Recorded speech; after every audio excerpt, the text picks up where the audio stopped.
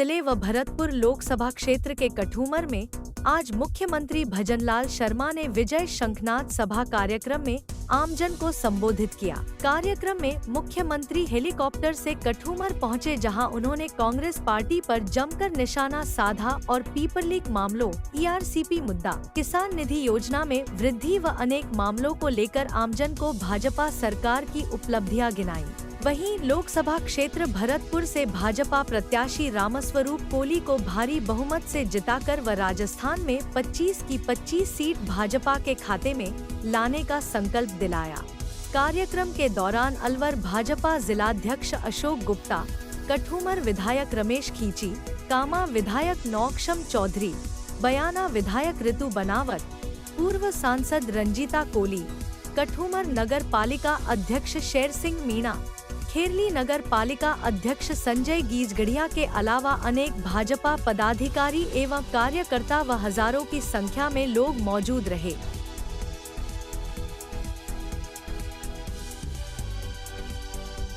बोलिए भारत माता की। अरे भाई, ये कठूमर की आवाज है?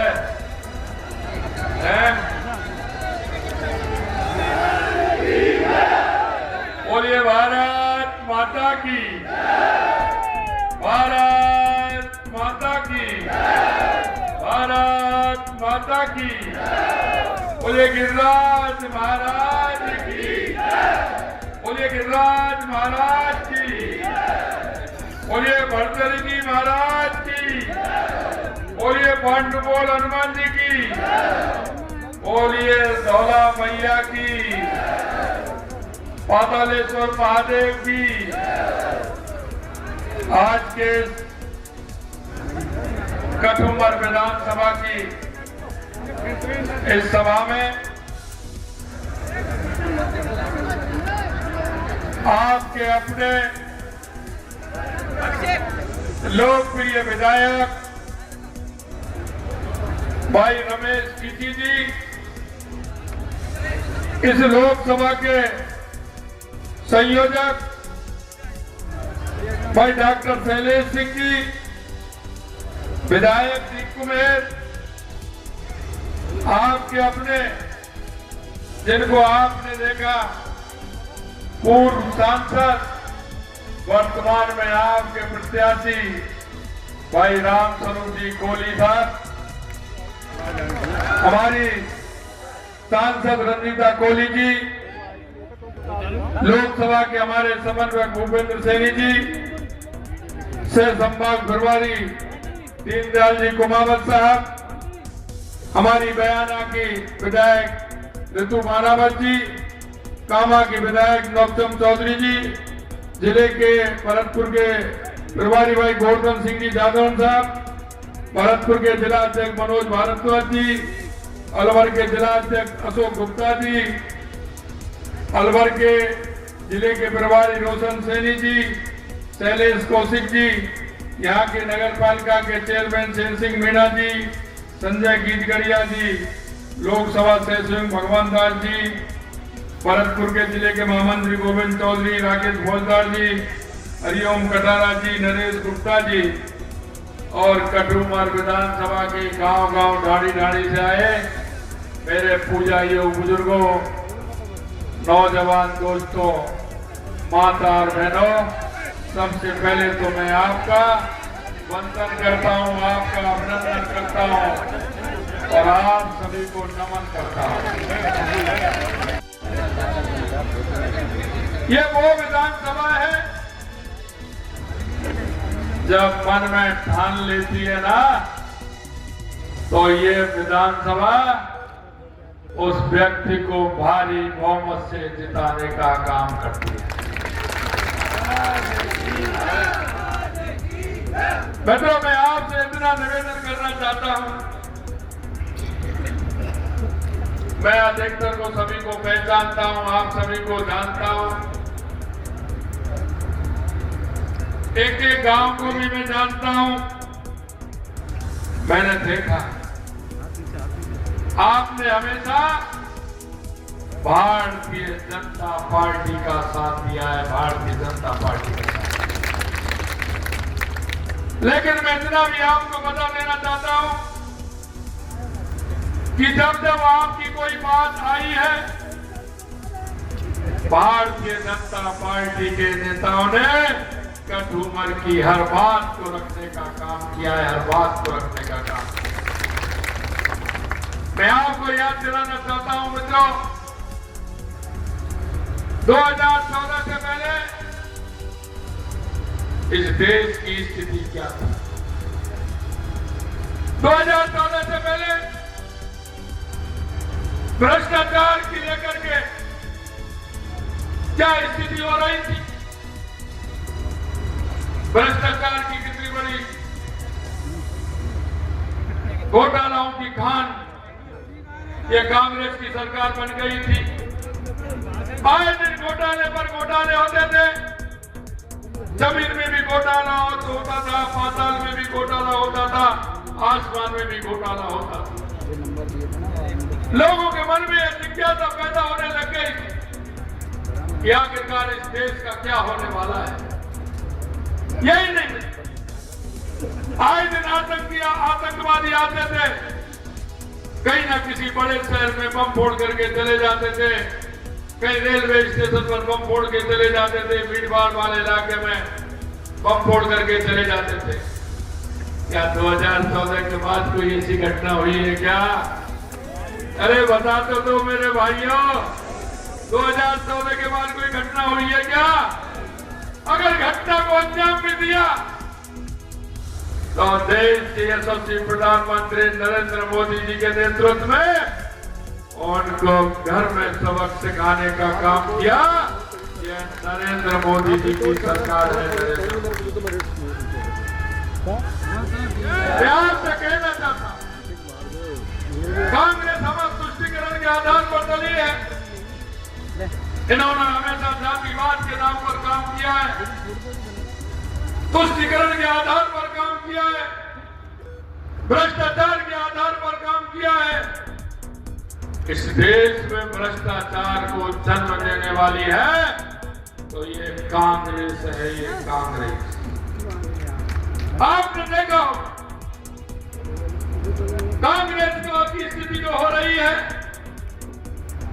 अरे इन्होंने तो रामलला को भी काल्पनिक बता दिया था, अयोध्या को भी काल्पनिक बता दिया था, राम मंदिर के निमंत्रण को भी ठुकरा दिया। ये राम की शक्ति को नहीं जानते। और मैं आपसे कहना चाहता हूं कि राम की शक्ति को नहीं जानते तो कांग्रेस में से भी राम निकल गए। हम आप देखते हो, हम तो किसान आदमी हैं।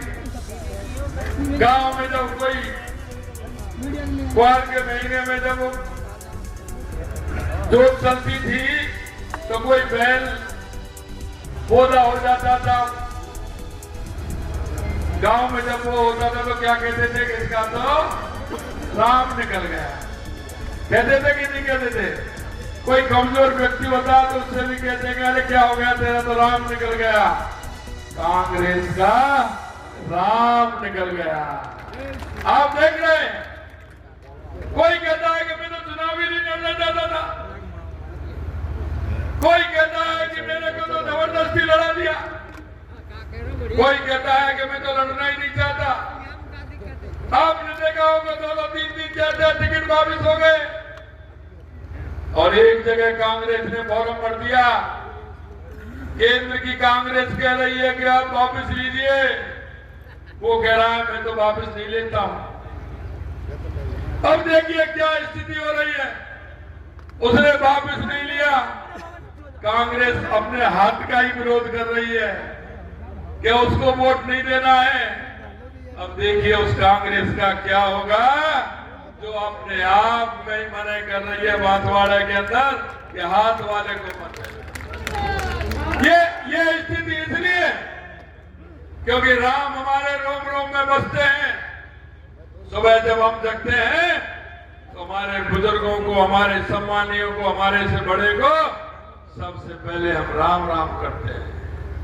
जिस राम को अस्तित्व मिटाने वाले ये लोग हैं, राम को काल्पनिक बताने वाले जो लोग हैं, राम निकल गया इनसे।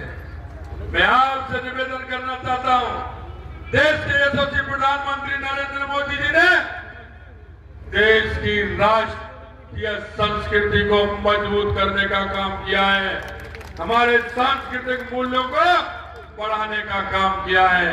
मैं आपसे कहना चाहता हूं मित्रों, 500 सालों से हमारे रामलला टेंट के अंदर रह रहे थे। 500 सालों की वो गुलामी, 500 सालों का वो इतिहास चंद सेकंडों में समेटने वाले देश के यशस्वी प्रधानमंत्री नरेंद्र मोदी जी हैं। क्योंकि कहा था, हमारे घोषणा पत्र में था कि जब पूर्ण बहुमत की सरकार आएगी तो राम मंदिर का निर्माण करेंगे। कांग्रेस ही कहते थे ये जुमला है, हम कहते थे हमारे लोग रामलला आएंगे, मंदिर वहीं बनाएंगे। कांग्रेस वाले कहते थे तारीख नहीं बताएंगे। अरे हमने तो तारीख भी बताई आपको, निमंत्रण भी दिया आपको, और 22 जनवरी को अयोध्या में दिव्य और भव्य मंदिर में रामलला विराज गए, ये हम आपको बताना। मित्रों, मैं कहना था, काशी विश्वनाथ कॉरिडोर को बना करके आपने देखा होगा, गंगा माता की आरती होते हुए देखा होगा। हमारे जो 4 धाम है, यमुनोत्री, गंगोत्री, केदारनाथ, बद्रीनाथ, कितनी दिक्कत होती थी जाने में। देश के यशस्वी प्रधानमंत्री नरेंद्र मोदी जी ने जिस तरह का निर्माण कराया है, अब बड़ी सुगमता के साथ हमारे लोग जाते हैं, दर्शन करके आते हैं। यही नहीं, मैं आपसे कहना चाहता हूं, 2014 के बाद आपने देश में परिवर्तन देखा है या नहीं देखा, मैं आपसे पूछना चाहता हूं। 2014 के बाद देश में परिवर्तन हुआ है, आपने देखा है कितना बड़ा परिवर्तन हुआ है। ये गरीब के नाम पर वोट मांगने वाली कांग्रेस, क्योंकि इंदिरा जी भी गरीबी हटाओ को नारा देती थी, राजीव जी ने भी गरीबी हटाओ को नारा दिया, मनमोहन सिंह जी ने भी गरीबी हटाओ को नारा दिया, सोनिया जी ने भी गरीबी हटाओ को नारा दिया। अब उनकी चौथी पीढ़ी राहुल गांधी, प्रियंका गांधी भी गरीबी हटाने का नाम ले रहे हैं। मैं आपको कहना चाहता हूं मित्रों, सिर्फ गरीबी हटाने का नारा दिया, गरीब से इनका कोई सरोकार नहीं रहा, कोई नाता गरीब से नहीं रहा। सिर्फ इन्होंने जुमलेबाजी की और इन्होंने झूठ और लूट की दुकान खोलने का काम किया। मैं आपको विश्वास दिलाना चाहता हूं मित्रों, 2014 के बाद देश में भी आपने परिवर्तन देखा। देश में बढ़ता हुआ, दुनिया में बढ़ता हुआ भारत का सम्मान भी आपने देखा है, गरीब कल्याण की योजनाएं भी आपने देखी है, और देश का विकास भी आपने देखा है। देश के हर कहीं कोई भी जिला है, हर जिले में मेडिकल कॉलेज खोलना, ये हमारे यशस्वी प्रधानमंत्री जी का सपना था।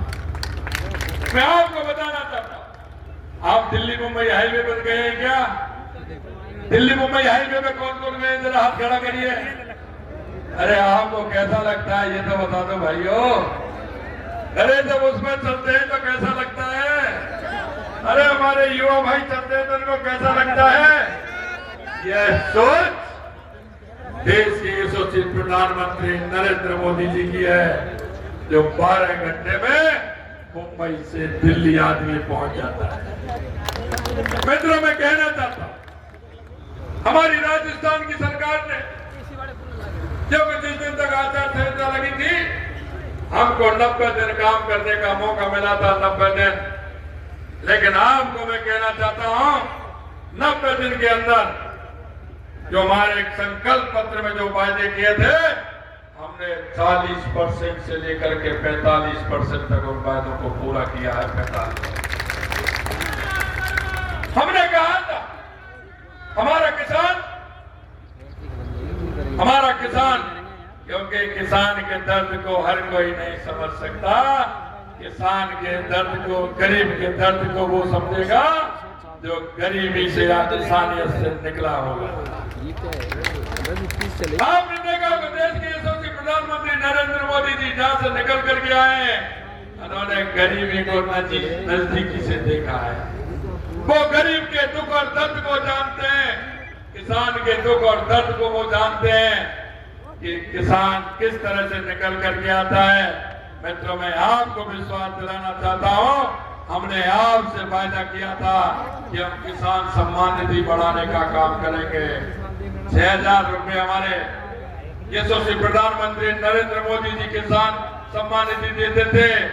पहली किस्त पहली कैबिनेट में 2,000 रुपए बढ़ाने का काम हमारी राजस्थान सरकार ने किया। यही नहीं, हमने आपसे कहा था कि हम MSP भी बढ़ाएंगे।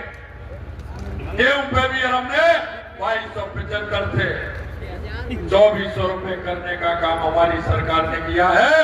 125 रुपए पहली कैबिनेट में हमने MSP बढ़ाने का काम किया है। और वो हमने इसलिए किया कि किसान की गेहूं की फसल आने वाली है, मार्च में गेहूं की फसल आती है। अगर हम इसको बाद में बढ़ा दें तो किसान को फायदा नहीं होता, इसलिए हमने पहली कैबिनेट की मीटिंग में 125 रुपए बढ़ाए हैं, जिससे कि हमारे किसान भाइयों को उसका पूरा का पूरा फायदा मिले।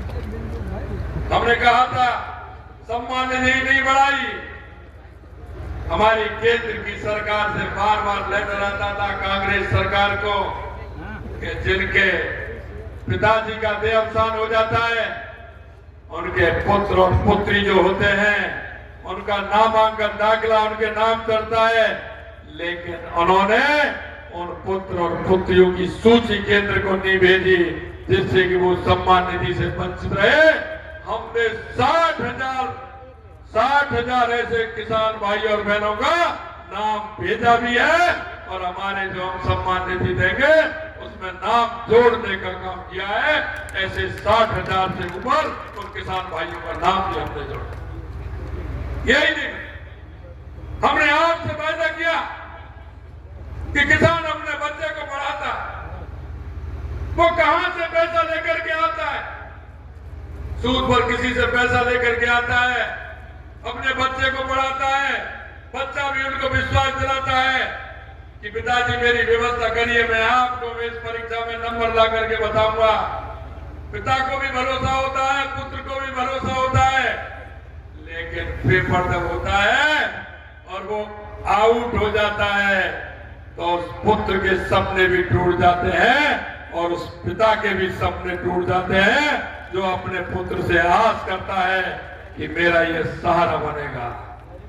जिन युवाओं के आंखों में आंसू लाने का काम किया है, मैं आपसे कहना चाहता हूं मित्रों, उस दिन भी मैंने कहा था कि जिन्होंने युवाओं के साथ कुठाराघात किया है उनको किसी कीमत पर बख्शने वाले नहीं है, किसी भी कीमत पर बख्शने वाले नहीं। और आपने देखा होगा कि हमने 85 लोगों को गिरफ्तार करने का काम किया है। ये तो वो लोग थे जो नकल करने वाले थे, जुगाड़ करके इन्होंने नकल ली थी, किन से ली थी।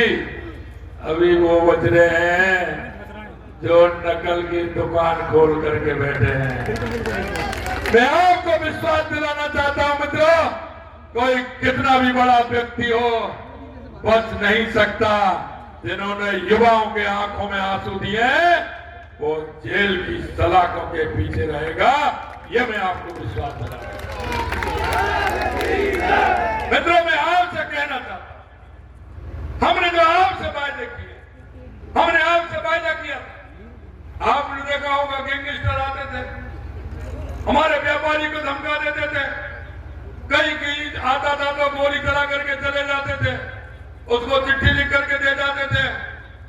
क्योंकि हरियाणा में हमारी सरकार थी, उत्तर प्रदेश में हमारी सरकार थी, मध्य प्रदेश में हमारी सरकार थी, गुजरात में हमारी सरकार थी, या कांग्रेस की सरकार थी। उनको मिलता था कि इससे बढ़िया कोई नहीं है। हमने कहा कि राजस्थान में अगर इस तरह का गैंगस्टर कोई आकर के पैर भी राजस्थान के अंदर रखेगा, हमने कहा वो वापस नहीं जाएगा। हमने ये विश्वास आपको दिलाया था। एक भी गैंगस्टर अब क्यों नहीं आ रहे हैं? किसी व्यापारी को धमकी क्यों नहीं मिल रही है? हमने कहा सुरक्षा हमारा काम है, हम एक एक व्यापारी को, राजस्थान की एक एक जनता को सुरक्षा देने का काम हम करेंगे। आए दिन महिलाओं के साथ अत्याचार होते थे, हमने महिला टास्क फोर्स को लगा करके हर थाने में हमने काम किया है, महिलाओं की नफरी भी बढ़ाई है। आने वाले समय में हम और भी बढ़ाने वाले हैं, जिस तरह से हमारी माता बहनों की सुरक्षा हो सके। मित्रों, मैं आपको विश्वास दिलाना चाहता हूं, इस कांग्रेस ने जो हमारी ERCP की योजना थी, जो हमारे पूर्वी राजस्थान की योजना थी, ये पूर्वी राजस्थान कभी पानी से परेशान रहता था, आज पानी के लिए परेशान है। 50-50, 60-60 फुट नीचे पानी गहरा हो गया, 350 पर पानी मिलता है। हमने माने ये क्योंकि कांग्रेस ने हर घोषणा पत्र, हर विधानसभा के सत्र में कहा गया ERCP, लेकिन ERCP पर काम नहीं किया। उन्होंने ERCP को लटकाने का, भटकाने का काम किया। हमने 3 महीने के अंदर देश के यशस्वी प्रधानमंत्री जी के नेतृत्व में हमने मध्य प्रदेश सरकार से समझौता करके, केंद्र को समझौता करते ERCP पर समझौता भी किया है, और उसकी जमीन की पैमाइश भी चालू हो गई। जमीन अवाप्ती का काम भी प्रारंभ हो गया, और आपको विश्वास दिलाना चाहते हैं कि 21 जिलों में पीने को भी पानी मिलेगा, और 2,80,000 हेक्टेयर सिंचाई का भी पानी मिलेगा। ये राजस्थान की सबसे बड़ी योजना हमारी ERCP की योजना होगी, जिसका लाभ अलवर, भरतपुर, धौलपुर, करौली, सवाई माधोपुर, जयपुर सभी को मिलने वाला है, और उसका लाभ आपके कटुमर को भी मिलने वाला है। मैं आपसे देश के यशस्वी प्रधानमंत्री नरेंद्र मोदी जी ने हमारी जो योजना, दोनों जल की जो योजना है, उन यमुना जल समझौता हमारा सीकर चूरू झुंझुनू का, वो भी करने का काम किया। 21 जिलों का ERCP का भी काम किया, और हमारी अरावली पर्वतमाला है जो हमारे उदयपुर में है, आधा पानी बंगाल की खाड़ी में जाता है, आधा पानी पर्वतमाला का उधर जाता है। हमने उसका भी शिलान्यास किया है, और वहां उस पानी को रोक करके टनल के माध्यम से उस पानी को भी हम उदयपुर में लाने का काम हमने किया है। वो पानी हमारा उदयपुर की प्यास बुझाएगा, राजसमंद की बुझाएगा, चित्तौड़ की बुझाएगा, और हमारे इंद्रदेव की बस्ती वाले की कृपा हुई, वर्षा अगर अच्छी होती है तो बीसलपुर तक आएगा, वो आधे राजस्थान की प्यास बुझाएगा। ये काम भी हमने किया है। मित्रों, मैं आपसे यही निवेदन करना चाहता हूं कि भारतीय जनता पार्टी जो वादा करती है वो पूरा करती है, और आपको यही विश्वास दिलाने के लिए आया हूं कि हमने हमारे संकल्प पत्र में एक एक वादा किया है, हम एक एक वादे को पूरा करेंगे। ये मैं आपको विश्वास दिलाता हूं। आपने लगातार 2014 में 25 की 25 सीटें दी थी, 2019 में भी 25 की 25 सीट आपने दी थी। मुझे भरोसा है अब की बार भी 25 की 25 सीट राजस्थान से आने वाली है। लेकिन मैं आपको एक बात कहना चाहता हूं, इस बार में और अब में अंतर है, और वो अंतर यह है कि हमारा एक भी बूथ ऐसा नहीं हो जहां हम कमल का फूल नहीं खिला सके। एक एक बूथ पर कमल का फूल खिलाना है, और हर लोकसभा को 5 लाख से अधिक वोटों से जीतना है, 5 लाख वोटों से अधिक जीतना है।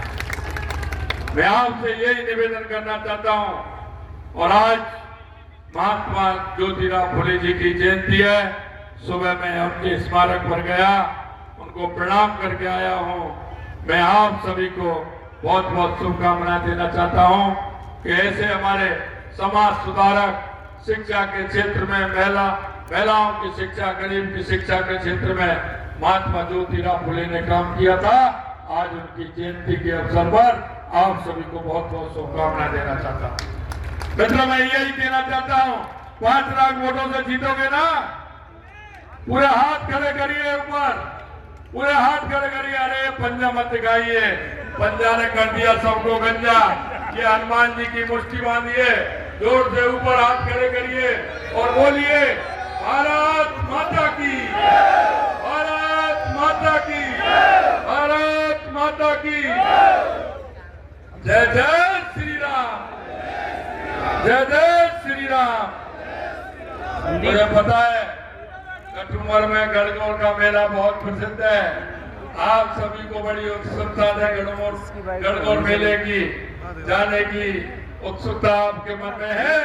उससे पहले मैं आप सभी को गणगौर की भी बहुत बहुत शुभकामनाएं बधाई देना चाहता हूँ। आप सभी लोग इतनी बड़ी संख्या में आए, आप सभी को बहुत बहुत धन्यवाद। जय हिंद, जय भारत, राम राम।